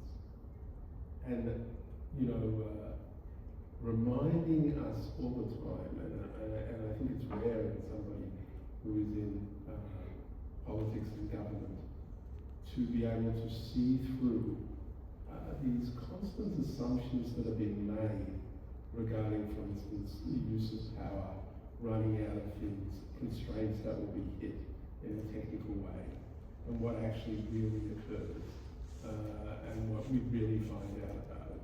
In economics, we call that supply-side elasticity, and I could see it deeply integrated through all of the comments there, which I think is a very, very healthy position. I only wish I met in Canada and the United States more people like you who have that same sort of insight. 네, 조슈아 벤스 교수님이 일단 중국의 AI 발전과 다른 나라의 어떤 AI 발전 이런 부분이 상당히 다른 것 같다. 그리고 어떤 앞으로 발생될 바틀락이라든가 아니면 어떤 AI 경제를 어떤 서플라이 사이드에서만 보는 게 아니라 어떤 목적 중심으로 보는 그런 부분에 대한 감회를 주셨습니다. 네, 그러면 우리 박지민 대표님부터 아까 제가 말씀드렸던 질문 두 가지에 대해서 한번 말씀해 주시면 시간이 얼마 정도 있을까요? 3분 정도. 우선 한마디로 보자면은 우리가 지금 쓰고 있는 알리산, 태무산 제품들이 많잖아요. 그 전에도 그렇고, 근데 이제 메이드 인 차이나가 아니라 이제 인벤티드 인 차이나, 파워드 인 차이나, 파워드 바이 차이나 이런 식으로 좀 다양한 용어들이 생겨날 것 같긴 한데, 제일 중요한 건 뭐냐면 최근에 모 대기업, 10대 대기업 이제 회장님께서 연락이 와서 더 이상 한국에서 소재 에너지로는 찾을 수 있는 게 없다. 그래서 대학에서 아무리 기술을 만들어도 이제 그거를 상용화하고 하는데 이제 뭔가 문턱이 많고 또 여러 가지 R&D에 대한 제한이 있고 또 CVC로 투자를 해도 한국에서 이제 결국에는 상장까지 가는데 시간이 걸린다. 그래서 지금 준비하고 있는 프로젝트가 중국의 센터를 만드는 겁니다. 그래서 아싸리 중국의 과학기술자들을 초기에 투자하고 키우고 결국에는 그 대기업이 갖고 있는 인프라에 어떻게 기술을 접목할지 보통 이걸 흔히 오픈 이노베이션이라고 우리가 부르잖아요. 그래서 우리나라 대기업들이 단순히 중국의 공장을 짓는 메이드 인 차이나의 기능이 아니라 중국이 인벤티드가 되는 걸로 이제 인정을 하고 인식을 하고 대기업들이 계속해서 이미 많이 갔지만 더 가지 않을까. 공장이 아닌 투자와 기술자를 발굴하기 위해. 그 첫 번째인 것 같고, 두 번째는 지금 예컨대 화웨이가 한국에서 이제 그 통신 산업 관련 설비를 이제 KT라든가 이렇게 판매하고 있는 걸로 공개된 자료가 있는데, 그 설비를 넘어서서 뭔가 우리가 봤을 때 시스템화적으로 어떤 예를 들어서 스마트 교실이 됐든 이런 소프트웨어적인 것들이 우리나라를 계속 침투해서 우리나라 기업을 못 살게 되지 않을까. 그래서 우리나라 기업들이 계속해서 지금 상장에 실패하는 스타트업들이 많고 계속 마켓시어가 줄어들고 있는데 그 부분의 상당 부분의 차질을 이제 중국이 많이 들어오지 않을까. 그래서 스타트업들은 더욱이 이제 중국의 견제가 많아지지 않을까. 과거에는 카카오가 됐든 뭐 여러 가지 네이버가 됐든 쭉쭉 뻗어나갔다고 하면은 들어올 수 있는 분야가 너무나 많은 것 같고, 그리고 최근에 저희가 신천을 다녀왔어요. 그 신천에 우리나라 여러 가지 팁스라는 기업이라던가 아니면은 이제 이노비즈 기업들과 갔다 왔는데 지금 가장 큰 문제가 뭐냐면 제조업을 물려받지 않으려고 하는 추세가 우리나라에 만연합니다. 식품 공장 가게들이 혹은 이제 과거에 그런 철강 여러 가지 업체들이 자동차 부품도 마찬가지고요. 그러면은 그 업체들이 결국에는 대표님들이 원하시는 게 뭐냐면은 아까 이제 주영석 교수님께서 말씀하신 것처럼 AX, DX인데 중국에서 계속 발견하려고 하고 있습니다. 그래서 본인의 자녀를 혹은 이제 여러 가지 공부를 중국에 보내려고 하고 있고, 그리고 SK도 전략적으로 지금 중국에서 자녀분들이 논력을 하셨는데 제가 봤을 때는 중국 옛날에 중국어 배우자 이런 열풍이 있었잖아요. 근데 이제 다시 오지 않을까. 왜냐하면 개인으로 봤을 때는 중국의 AI 에이전트 툴을 대학교를 다닐 때 써야 될 수도 있고 다시 직업에서도 써야 될 수도 있고, 우리가 쓰는 모든 플랫폼들에 이제 결국에는 업체들이 중국 업체로 가름이 되면서 예컨대 엑스탈파이라고 최근에 봤었는데 AI로 임상을 하는 업체도 한국에 진출하려고 하고 있습니다. 그래서 좀 중국을 배워야 되지 않을까 이렇게 보고 있습니다. 감사합니다.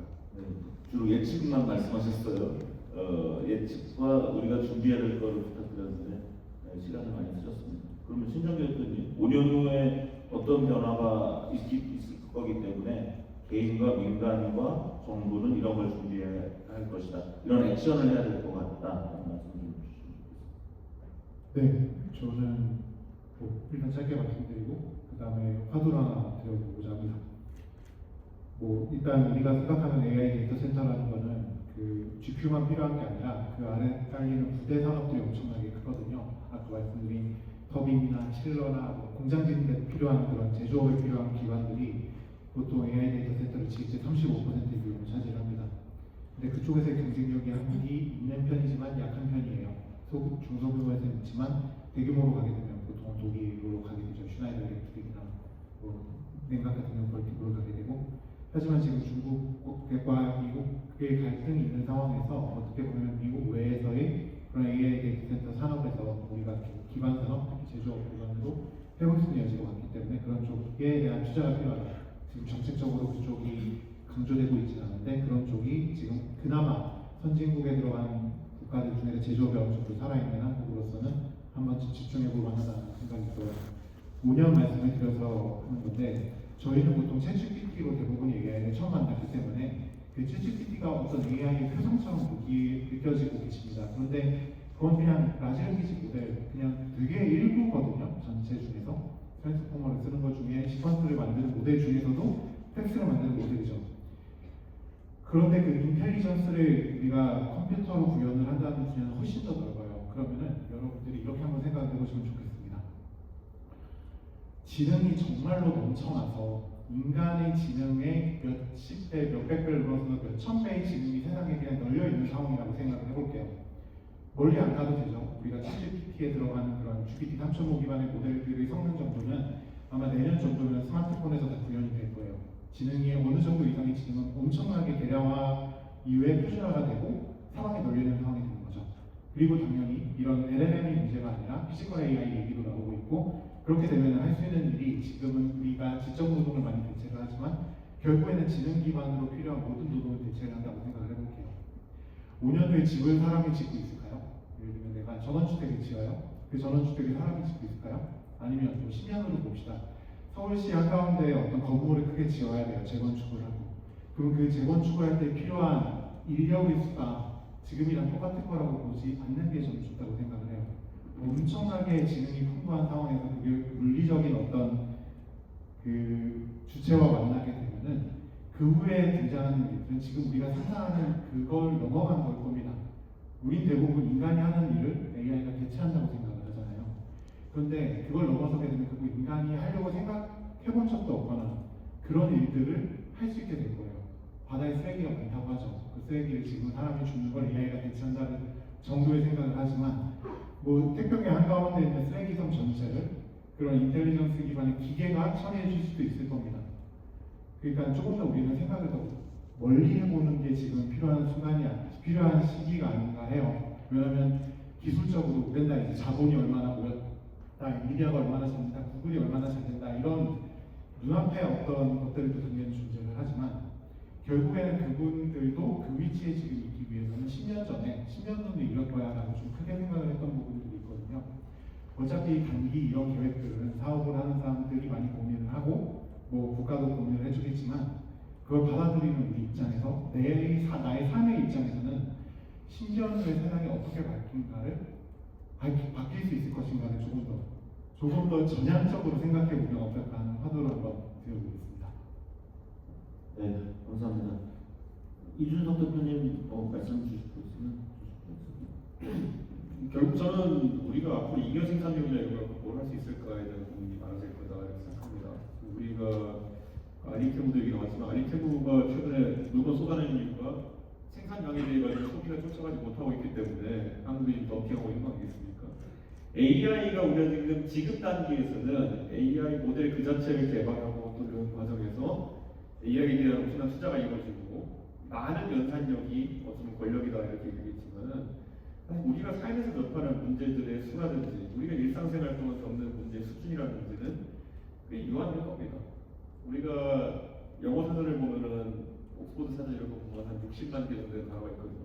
근데 가서 일상적으로 영어 회화하는데 한 2,000개 정도 단어 알면은 다 괜찮은 것처럼 우리가 이 연산력을 다 활용하지 못하는 단계에 가깝습니다. 지금은 사실 아까 말했던 것처럼 중복된 일을 굉장히 많이 하고 있기 때문에 연산력이 필요하다고 우리가 착각하고 있는 걸 수 있죠. 근데 우리가 살면서 어제 내가 겪었던 인간으로서의 그 일 중에 과연 그렇게 새로운 일이 얼마나 많게 되냐. 그럼 저는 이 연산력이 과연 어느 방향으로 칠 것이냐. 아니면 이게 나중에 소위 이게 말하는 AI 버블이 될 수 있는 거거든요. 그래서 저는 앞으로 이런 부분에 대처하는 게 아마 우리 인류의 문제가 아닐까. 과잉 연산력에 대해서, 과잉 생산력에 대해 가지고 어떻게 대처하게 될 것인가. 방금 전에 말씀하신 것처럼 주택을 재건축하고 이런 곳에 비용이 싸지고 그러면 우리 과잉 공급될 가능성이 높거든요. 나중에 우리 어떻게 대처할 것인가. 저는 여기에 대한 해법이 나오지 않았다 이렇게 보고요. 왜냐하면 AI 모델이라는 거는 굉장히 가격이 싸지고 성능은 이제 상향 평준화되는 지점이 올 것이다 이렇게 보는데 저만 해도 지금 코딩하는데 2달 전까지만 해도 클로드 코드라는 모델을 써가지고 거기에 한 달에 한 200불씩 계정 두 개에 400불 정도씩 계정에 쓰고 있다가 요즘은 좀 중국산 쓰거든요. 한 달에 30불인데 성능 거의 비슷하게 나오거든요. 그래서는 이런 식으로 과공급의 시대가 오면 어떻게 될까? 그 지점으로 고민을 해야 되지 않을까? 정치인으로서는 그것에 대한 고민이 굉장히 큽니다. 지금 과방위 들어가고 맨날 나오는 얘기가 어디다 뭐 데이터 센터 만들어서 전기를 끌고 와야 되고 뭐 재생에너지를 하는 뭐 이런 얘기하고 있는데 사실 이 논의는 아까 말했던 것처럼 석유가 고갈된다 싶으면 논의가 몇 년 전에 될 가능성이 있다. 그래서 거기서 우리가 엉뚱한 곳에 투자하지 않고 결국에는 핵심 과제에 우리가 투자해야 되는 것이고 그것은 실제 AI에게 무엇을 시킬 것이고 무엇을 할지에 대한 의사 판단에 대한 그런 어떤 고민 이런 게 중요한 것이지 지금 나오는 뭐 LLM이나 아니면 뭐 생성형 모델들이 하는 것들은 사실 우리가 굉장히 연산력에 많은 부분을 쓰는 것 같지만은 루틴한 일들을 하고 있는 겁니다. 그걸 뛰어넘는 뭔가 올지에 대해서 그 고민을 해내는 게 중요하다고 생각합니다. 네, 감사합니다. 그래도 조슈아 겐즈 교수님이 한국에 오신 게 정말 너무 감사한데 그래도 마지막 질문 해야 될 것 같아요. 네. 핵심 주자 조슈아 겐즈 교수님은 이제 AI와 경제 사회에서도 약간 중도적 입장을 갖고 있습니다.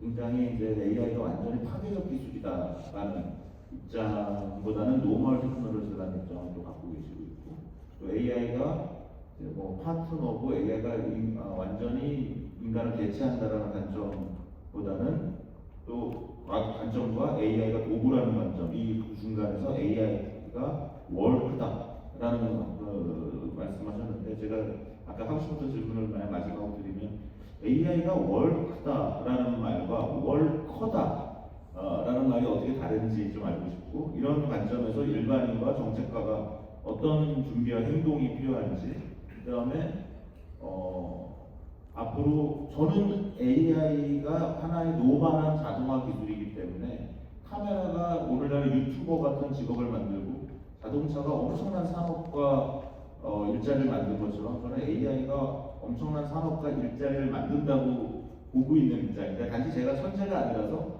그게 안 보일 뿐이죠. 역사적 관점으로 보면 AI는 그냥 노멀한 자동화 기술이므로 우리가 카메라가 200년 전에 발명됐을 때 유튜버를 생각한 천재는 없었을 것이기 때문에 그래서 AI가 과연 어떠한 산업과 일자리를 만들 수 있을지에 대한 그런 견해를 좀 마지막으로 질문드리고 싶습니다.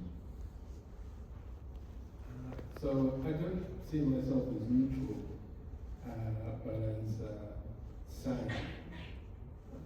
Basically, the way I see this is, you can hold two things at the same time. You can see that AI is going to be pervasive and transform our economy and transform work and those things, without at the same time taking it to another level to say AI is capable of full automation. And Mr. Shin may well disagree on this. It is very hard to automate entire people. And that is what this sort of thing is predicated on, some of the more Silicon Valley optimism that's going on. Instead, I noticed in my own startup, which is an AI teaching institute, is based precisely on the same things as Mr. Lee was talking about regarding cost.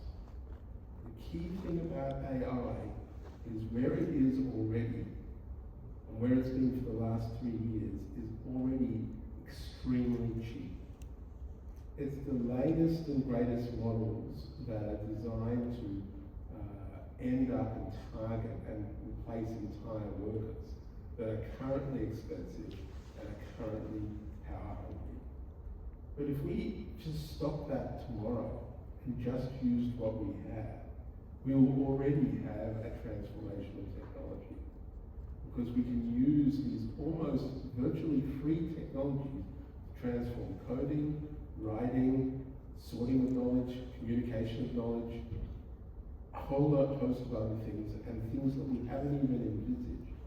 One of the things we get when we reduce the cost of something is not simply allowing us to do more of what we previously did, but allow us to do more things that we didn't even think were possible, didn't think were things that could be done. And so I think, in that regard, my view is extremely optimistic, and I am extremely optimistic about the ability of AI to enhance the productivity of individual workers. It may be that in 30 years' time, what we're doing on a day-to-day basis is unrecognizable of what we are doing today. But the point is, we're going to still be doing it, because I haven't seen anything at all that's going to alleviate people as the ultimate bottleneck in terms of driving the economy and its growth. 네, 오늘 아무래도 시간이 모자르네요. 그래도 저희가 한 1분도 헛되이 쓰지 않았다고 생각합니다. 모든 우리 조슈아 갱스 교수님 포함해서 또 4명의 토론자께서 정말 평소에 갖고 계신 생각을 압축적으로 정리해서 전달드리려고 애를 쓰셨다고 생각을 하고요. 그런 과정에서 또 청중 여러분들이 많은 이해와 또 생각을 하시게 됐을 거라고 생각합니다. 오늘 발표와 토론은 여기서 마치도록 하겠습니다. 고맙습니다.